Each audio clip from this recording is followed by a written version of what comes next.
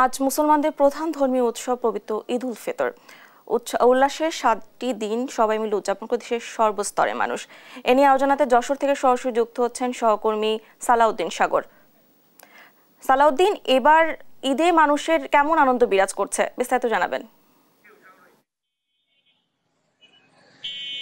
ধন্যবাদ দাদা আপনাকে। আপনি যেমনটা বলছিলেন, আসলে অন্যান্য বারের তুলনায় এবারের ঈদে কিন্তু মানুষের মাঝে অন্যরকম স্বস্তি বিরাজ করছে। তারা আমাদেরকে যেমনটা জানিয়েছেন যে এবারের রমজানেও কিন্তু আসলে শেষের 2 দিন তাপমাত্রা বাড়লেও এবার তাপমাত্রা কম থাকায় একটা স্বস্তিতে বিরাজ করছে। এছাড়া দ্রব্যমূল্যের দাম কম থাকায় কিন্তু তারা এবারের ঈদটি একেবারে সুন্দরভাবে উদযাপন করতে পেরেছে। আমরা আমাদের যশোর কেন্দ্রীয় ঈদগাহ ময়দানে 2টি ঈদ জামাত অনুষ্ঠিত হয়েছে, সকাল 8টায় এবং 9টায়। তো ঈদ জামাত শেষে এখন অনেকেই ঘরমুখ হয়ে গেছে। তো আমাদের এখানে কয়েকজন রয়েছে, আমি একজনের সাথে একটু জানতে চাই যে আসলে এবারের ঈদ কেমন কাটলো, কেমন মনে হলো ওনার?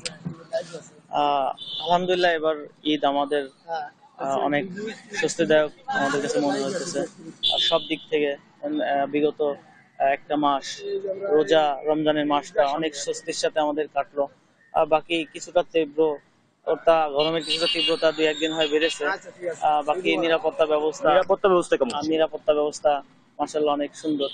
দ্রব্যমূল্য নিয়ন্ত্রণের মধ্যে। অনেক ধন্যবাদ আপনাকে। ডান, আপনি শুনছিলেন যে আসলে এবার নিরাপত্তা ব্যবস্থা কিন্তু খুবই ভালো ছিল এবং নিরাপত্তা ব্যবস্থার কারণে কিন্তু যারা ঈদ উদযাপন করছেন ইসলাম ধর্মাবলম্বীরা তারা কিন্তু অনেকটাই খুশি। তবে একটু জানিয়ে রেখে আসলে বিপাকে পড়েছেন কিন্তু বেনাপোল স্থল বন্দর এবং বেনাপোল ইমিগ্রেশনের সাথে যারা যুক্ত আছেন, লেবার, কুলি এবং পরিবহন শ্রমিকরা। সেই ওই রুটে 63টি রুটের যানবাহন চলাচল করে।